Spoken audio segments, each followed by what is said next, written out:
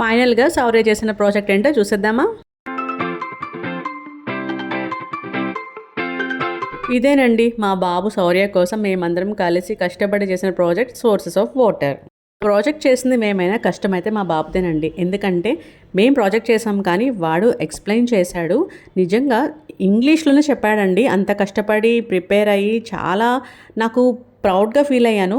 మన Eluru public school వాళ్ళు conduct చేశారు సైన్స్ ఫెయిర్. February 28న ప్రతి స్కూల్కి అయితే జరిగే ఉంటుంది, అది అందరికీ తెలిసిన విషయమే. మా బాబు మాత్రమే కాదు, ఇక్కడ ప్రతి ఒక్క స్టూడెంట్ కూడా ఇంగ్లీష్లోనే ఎక్స్ప్లెయిన్ చేశారు. ఇంకా మా తమ్ముడు అయితే అందరికీ 10/10 వేసుకుంటూ వెళ్ళిపోయాడు అనమాట. అంత బాగున్నాయి ప్రాజెక్ట్స్ అన్నీ కూడా. అసలు నిజంగా ఒక్కొక్క ప్రాజెక్ట్ చూస్తే వీళ్ళు కాబోయే సైంటిస్ట్లా అని కూడా అనిపించింది నాకు. వాళ్ళ థాట్కి అయితే హ్యాట్స్ ఆఫ్ చెప్పాలి. ఎలిమెంటరీ స్కూల్ నుంచి హై స్కూల్ స్టూడెంట్స్ వరకు వాళ్ళు చేసిన ప్రాజెక్ట్ ప్రెజెంటేషన్కి అయితే నాకు కొన్ని మాటలకు కూడా రాలేదు, అంత బాగా ప్రెజెంట్ చేశారు. అందుకే ప్రతి ఒక్క ప్రాజెక్ట్కి 10 మార్క్స్ అయితే ఇచ్చుకుంటూ వెళ్ళిపోయాను.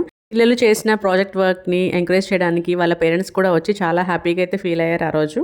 పిల్లల హార్డ్ వర్క్ని ఎంకరేజ్ చేస్తూ ఆ రోజు ప్రతి ఒక్క స్టూడెంట్ చేసిన ప్రాజెక్ట్కి ప్రిన్సిపల్ అండ్ టీచర్స్ కలిపి వాళ్ళకి సర్టిఫికేట్స్ కూడా అయితే ఇచ్చారు. పిల్లల ప్రాజెక్టులన్నీ చూపించడానికి అసలు 1 minute 3 minutes మనకి సరిపోదన్నమాట. అందుకని మీకు లాంగ్ వీడియోలో అన్ని ప్రాజెక్ట్స్ వివరంగా చూపిస్తాను.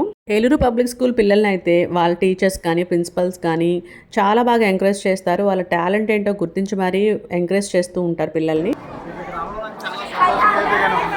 అదే కాక నా స్కూల్ డేస్ అన్నీ కూడా ఇప్పుడు నాకు గుర్తొచ్చి నేను చాలా హ్యాపీగా ఫీల్ అయినంటే ఈ మధ్యకాలంలో ఉందంటే అది ఇదేనే. తమ్ముడైతే ఇదంతా ఒక పండగలా ఉంది, ఈ మధ్యకాలంలో ఇంత నేను ఎంజాయ్ చేసినట్టు ఎక్కడా చేయలేదని మాత్రం చెప్తున్నాడు. తనకు అంత బాగా నచ్చింది సైన్స్ ఫేర్. మా శౌర్య ప్రాజెక్ట్ మీకు ఎలా అనిపించిందో కామెంట్ చేసి సబ్స్క్రైబ్ చేయండి. అండ్ జోముచ్చట్లో మళ్ళీ కలుద్దాం.